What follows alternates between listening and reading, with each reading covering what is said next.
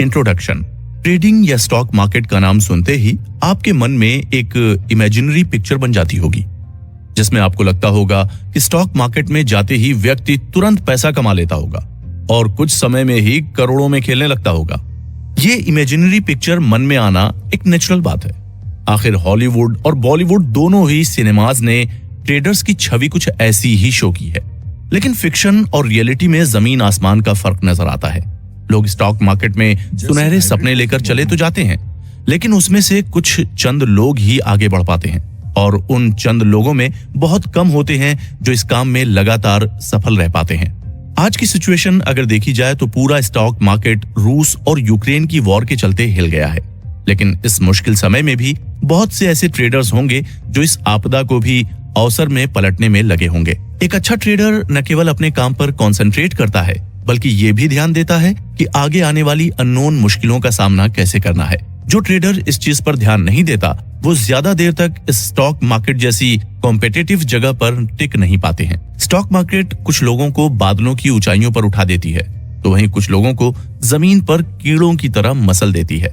Stock market में आपके knowledge से ज्यादा आपका दिमाग या साइकोलॉजी कितनी मजबूत है वो ज्यादा इंपॉर्टेंस रखती है। इस ऑडियो बुक में हम आपको यही सिखाएंगे कि कैसे आपको अपनी साइकोलॉजी और अपने दिमाग को मजबूत करना है, जिसकी मदद से आप एक अच्छे और कैपेबल ट्रेडर बन सकें। लेकिन ये बुक समरी केवल उनके लिए नहीं है जो एक बड़े ट्रेडर बनना चाहते हैं। ये बुक उनके लिए भी है जो जिंदगी में अपने बिजनेस और अपनी जॉब में एक मजबूत एटीट्यूड के साथ आगे बढ़ना चाहेंगे। ये आपके एटीट्यूड को इतना बदल देगी कि फिर आप एक ट्रेडर की तरह सोचने और समझने लगेंगे। इस समरी की बिगिनिंग और एंड दोनों में आपको हम लोग कुछ सवाल करेंगे, जिसका जवाब आपको हाँ या ना में देना होगा। ये दावे के साथ कहा जा सकता है कि इसके एंड तक आपके जवाब पूरी तरीके से पलट या बदल जाएंगे। तो बिना किसी देरी के पहले अध्याय के साथ साथ आप सबसे सवालों का सिलसिला भी शुरू करते हैं। तो चलिए सुनते हैं मार्क डगलस द्वारा लिखी ट्रेडिंग इन द जोन, जिसमें बताया गया है कि आप कैसे मार्केट को मास्टर कर सकते हैं कॉन्फिडेंस, डिसिप्लिन और एक विनिंग एटीट्यूड के साथ। आप सुन रहे हैं कुकू एफएम, मार्क डगलस की, जिसका जवाब आपको अपने मन में हाँ या ना में देना होगा। आप चाहें तो इन सवालों का जवाब अपनी डायरी या कॉपी में भी लिख सकते हैं, जिसकी मदद से आप इस पूरे सारांश को सुनने के बाद जान सकेंगे कि इस पर आपका नजरिया कितना बदल गया है। तो बिना किसी देरी के सवालों का सिलसिला शुरू करते हैं। पहला सवाल आपसे ये है कि क्या आपको लगता है कि अगर आपको ट्रेडर की तरह पैसा कमाना है तो आपको पता होना चाहिए कि मार्केट किस तरफ जाएगी? हाँ या ना, बताएं। दूसरा, कि क्या आपको लगता है कि किसी ट्रेड को करने में फिक्स्ड रिस्क होता है? हाँ या ना, बताइए। तीसरा, क्या आपके मेथड से आपको पता रहता है कि कब आपको मार्केट में एंटर करना चाहिए और कब एग्जिट करना चाहिए? हाँ या ना। चौथा, क्या आपको लगता है कि जब जब आप ट्रेड करते हैं तब मार्केट आपके खिलाफ चली जाती है? हाँ या ना, बताएं। और पांचवा और सबसे इंपॉर्टेंट, क्या आप कई बार ट्रेड केवल इस डर से करते हैं क्योंकि आपको लगता है कि जहां सब पैसा डाल रहे हैं वहां आपको भी इन्वेस्ट कर देना चाहिए? हाँ या ना, बताएं। क्या आपने इन सारे सवालों के जवाब नोट कर लिए हैं? अगर हाँ तो आगे बढ़ते हैं। हम सबसे पहले आपको फंडामेंटल एनालिसिस, टेक्निकल और मेंटल एनालिसिस के बारे में बताएंगे और साथ ही ये भी कि इसको करने से एक ट्रेडर को कब और कैसे फायदा होता है। फंडामेंटल एनालिसिस ट्रेडिंग की दुनिया में कोई नई चीज नहीं है, लेकिन ट्रेडिंग की दुनिया की सबसे इंपॉर्टेंट चीज में से एक है। एक समय तो ऐसा भी था कि जब वॉल स्ट्रीट में फंडामेंटल एनालिसिस को एक जादुई चीज मानी जाती थी। तो आप लोग के मन में चल रहा होगा कि ये फंडामेंटल एनालिसिस क्या बला है जिसने ट्रेडिंग की दुनिया में इतना तहलका मचा दिया था। तो मैं आपको बताता हूं कि ट्रेडर जब फंडामेंटल एनालिसिस का इस्तेमाल करता है तो उन सारे वेरिएबल्स पर नजर रखता है जो आगे चलकर स्टॉक का प्राइस और डिमांड बढ़ा या घटा सकती हैं। ये मॉडल पूरी तरीके से मैथमेटिकल प्रोजेक्शन के ऊपर डिपेंड था, जो इसकी ताकत और कमजोरी दोनों बनी। स्ट्रेंथ इसलिए कि मैथ्स पर डिपेंड होने के कारण हर प्रोजेक्शन सटीक होता था, लेकिन कमजोरी इसलिए क्योंकि ये मैथ्स पर इतना डिपेंडेंट था कि ये दूसरे ट्रेडर्स को कैलकुलेट नहीं करता था, जिस वजह से हर ट्रेडर अपना फंडामेंटल एनालिसिस लगाता था और हर कोई अपने अपने अनुमान लगा लेते थे, जिससे कंपनी के कई बार प्राइस बढ़ते थे वरना डूब जाते थे। तब इस मॉडल पर इतना डिपेंडेंट हो गए थे कि ट्रेडर्स चाहें तो किसी कंपनी का स्टॉक या प्राइस ऊंचे या नीचे कर सकते हैं, जिस वजह से फंडामेंटल एनालिसिस के कुछ अनुमान गलत होने लगे थे, जिससे इन्वेस्टर्स को भारी नुकसान का सामना भी करना पड़ता था। पर इसका ये मतलब नहीं है कि फंडामेंटल एनालिसिस खराब चीज है या इस्तेमाल के लायक नहीं है। ये आज भी लोग एक प्रोजेक्शन बनाने के लिए इस्तेमाल करते हैं। पूरे में कहने का तात्पर्य ये है कि मार्केट आपके हिसाब से हमेशा नहीं चलती है। कभी मार्केट ऊपर रहती है तो कभी नीचे, जिसको फंडामेंटल एनालिसिस उस हद तक पकड़ा नहीं जा सकता है। यही कारण है कि आज के समय में और एक्सपीरियंस्ड ट्रेडर्स टेक्निकल एनालिसिस का इस्तेमाल करते हैं। जब आपके दिमाग में आ रहा होगा कि अभी तो फंडामेंटल एनालिसिस समझ में आया था, तो अब ये टेक्निकल एनालिसिस क्या चीज है और आखिर क्यों लोग फंडामेंटल एनालिसिस को छोड़कर टेक्निकल एनालिसिस यूज करने लगे हैं, तो इसके बारे में आपको ज्यादा परेशान होने की जरूरत नहीं है। टेक्निकल एनालिसिस तब से चली आ रही है जब से ऑर्गेनाइज्ड मार्केट का जन्म हुआ था, लेकिन ट्रेडिंग कम्युनिटी ने टेक्निकल एनालिसिस को कभी भी गंभीरता से नहीं लिया था।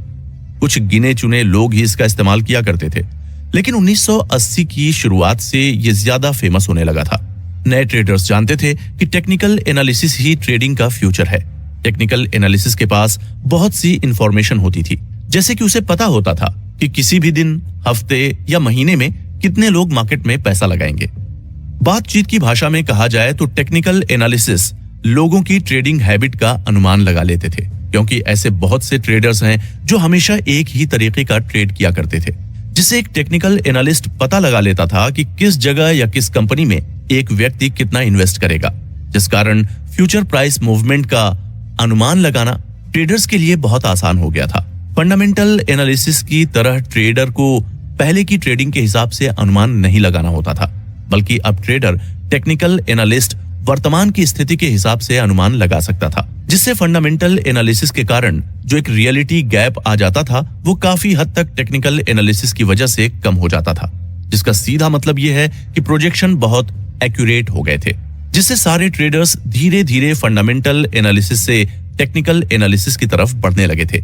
टेक्निकल एनालिसिस न केवल प्रेजेंट बताता था, वो कल परसों यहाँ तक कि आने वाले पूरे साल का इन्वेस्टिंग बिहेवियर पैटर्न निकालने की कैपेसिटी रखता था। ये सब सुनकर आपको लग रहा होगा कि टेक्निकल एनालिसिस जब इतना अच्छा है तो ट्रेडर्स ने फंडामेंटल एनालिसिस छोड़ ही दी होगी और साथ ही कोई नई एनालिसिस भी नहीं इन्वेंट हुई होगी। अगर आपको ऐसा लगता है तो आप गलत और सही दोनों हैं। सही इसलिए क्योंकि बहुत से ट्रेडर्स अब फंडामेंटल एनालिसिस का बिल्कुल इस्तेमाल नहीं करते हैं, परंतु गलत इसलिए होंगे क्योंकि टेक्निकल एनालिसिस के अलावा एक और एनालिसिस भी तेजी से रफ्तार पकड़ रही थी। इस नई और सबसे ज्यादा इस्तेमाल करी जाने वाली एनालिसिस का नाम मेंटल एनालिसिस था। इस एनालिसिस के बारे में और गहराई से जानने के लिए हमारे साथ जुड़े रहिए और सुनते रहिए ये book summary trading in the zone. Mental analysis. स्वागत है आप सबका इस सारांश के दूसरे अध्याय में। पहले अध्याय में जैसा कि हमने जाना कि लोग टेक्निकल एनालिसिस पर कैसे पूरी तरह डिपेंडेंट हो गए थे, लेकिन दोनों फंडामेंटल और टेक्निकल एनालिसिस से ज्यादा मजबूत एनालिसिस मेंटल एनालिसिस है। अब आप सबके दिमाग में आएगा कि ये कैसे? जब टेक्निकल एनालिसिस इतनी कैपेबल है तो कोई भला मेंटल एनालिसिस को आखिर क्यों यूज करेगा? इसका जवाब मैं आपको बहुत आसान शब्दों में देना चाहूंगा। आप अपने आप से पूछिए कि आखिर आप ये बुक समरी क्यों सुन रहे हैं। अगर आप ट्रेडिंग करना चाहते हैं तो आप इस बुक की मदद के बिना भी कर सकते थे, और हो सकता है कि आपने करी भी हो या कर रहे हो, लेकिन क्या आपको वो रिजल्ट मिल रहा है जिसकी तलाश में आप ट्रेडिंग में आए थे? अगर इस सब का जवाब ना है तो आपको अपने सवाल का उत्तर मिल गया होगा कि टेक्नोलॉजी आपको स्टैटिस्टिक्स या डेटा दे सकती है, लेकिन यह आपकी अपनी सोच पर है कि आप किस जगह अपना पैसा लगाएंगे। मान लीजिए कि आपने अंधा विश्वास करके टेक्निकल एनालिसिस का इस्तेमाल करते हुए अपना पैसा लगा दिया, लेकिन आपको उस इन्वेस्टमेंट से ज्यादा प्रॉफिट नहीं हुआ, क्योंकि आपको तो प्राइस चार्ट देखकर ही लगा कि मार्केट ऊपर जा रही है, लेकिन असल में किसी वजह से मार्केट डूब गई। इसका सबसे बड़ा एग्जाम्पल वर्तमान में रूस और यूक्रेन का वॉर है, जिसकी वजह से शेयर मार्केट एकदम से बैठ गई। जितने अनुमान लगाए गए थे उसमें से ज्यादातर अनुमान आज की तारीख में गलत साबित हो रहे हैं। ऐसी ही स्थिति को ध्यान में रखते हुए मेंटल एनालिसिस डेवलप हुई थी। अब शेयर मार्केट की दुनिया में दो टाइप के ट्रेडर्स उतर गए हैं, एक जो लगातार जीत हासिल करते हैं और दूसरे वो जो कभी जीतते हैं तो कभी पूरी तरह से हार जाते हैं। तो अब आप सोच रहे होंगे कि ट्रेडिंग एनालिसिस पर महारत कैसे हासिल कर सकते हैं। ट्रेडिंग पर महारत हासिल करना आसान बिल्कुल नहीं है। टेक्निकल एनालिसिस आपको चार्ट दिखा सकता है, लेकिन ये नहीं बता सकता कि उस समय तक सर्कमस्टांसेस क्या होंगी। इसको ट्रेडिंग की भाषा में साइकोलॉजिकल गैप कहते हैं। बहुत से लोग और जो एक बड़ा ट्रेडिंग का ग्रुप है वो सिर्फ ग्राफ देखकर ट्रेडिंग करते हैं। वहीं जो बड़े और सफल ट्रेडर्स होते हैं वो ग्राफ के साथ साथ सर्कमस्टांसेस और रिस्क को देखते हुए अपना पैसा लगाते हैं। साथ ही ऐसा भी नहीं है कि ट्रेडिंग की दुनिया में सफल होने के लिए आपके पास कोई बड़ी डिग्री होनी चाहिए या इसे कोई बड़ा बिजनेसमैन ही कर सकता है। ट्रेडिंग की दुनिया में ऐसी बहुत सी कंपनियां हैं जिसमें कम पढ़ाकू लोगों ने भी ट्रेडिंग मास्टर कर ली है।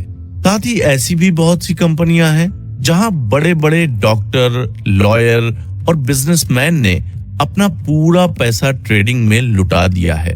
बड़े और सफल ट्रेडर्स कुछ तंत्र या मंत्र का इस्तेमाल नहीं करते हैं, बस वो सिर्फ बाकी ट्रेडर्स से अलग सोचते हैं। वो बहुत से लोगों की तरह भेड़ चाल में नहीं चलते हैं। भेड़ चाल का सबसे अच्छा उदाहरण डॉगी कॉइन है, जिसमें लोगों ने टेस्ला कंपनी के सीईओ एलन मस्क के एक ट्वीट को देखकर सबने अपना पैसा उस क्रिप्टो करेंसी पर लगा दिया था। अगर आप भी इस तरह के ट्रेडर्स में से हैं तो आपको ये आदत छोड़नी होगी। विनर्स कभी भी भेड़ चाल में नहीं चलते। वो अपने रास्ते और मंजिल खुद बनाते हैं और चुनते हैं। उनका माइंडसेट और स्किल सेट दोनों ही काम करते वक्त साथ में चल रहा होता है। वो उस समय ट्रेडिंग के अलावा कुछ नहीं सोच रहे होते। कहने का मतलब ये है कि वो लोग खाली बैठे मन में ख्याली पुलाव नहीं बना रहे होते हैं। उनको भी पता है कि ट्रेडिंग का काम आसान नहीं है और कभी भी कुछ भी हो सकता है। अब आपको ये सब सुनकर डर लगने लगा होगा। ये डर पूरी तरह से जायज है। हर ट्रेडर को मार्केट का डर होना चाहिए, लेकिन इस डर को अपने मन पर हावी नहीं होने देना चाहिए। मार्केट का ये नियम है कि अगर आप डर डर के फैसला लेंगे तो आप अपनी जिंदगी में कभी सही फैसले नहीं ले पाएंगे, या अगर लेंगे भी तो वो फैसले आपको मुनाफा नहीं दे पाएंगे। इसलिए आपको सब सोच समझ के करना होगा और सबसे पहले ट्रेडिंग को लेकर अपने एटीट्यूड में बदलाव लाना होगा। एक सफल ट्रेडर पैदा नहीं होता, उसे बनना पड़ता है। जैसे मिट्टी के बर्तन को आकार दिया जाता है, वैसे ही एक सफल ट्रेडर को भी आकार देना होता है। ये पुस्तक सारांश आपकी इसी काम में सहायता करेगी। इसके अगले अध्याय में हम जानेंगे कि ऐसी कौन सी चीज है जो एक ट्रेडर या इंसान को मार्केट में इन्वेस्ट करने के लिए इनकरेज करती है।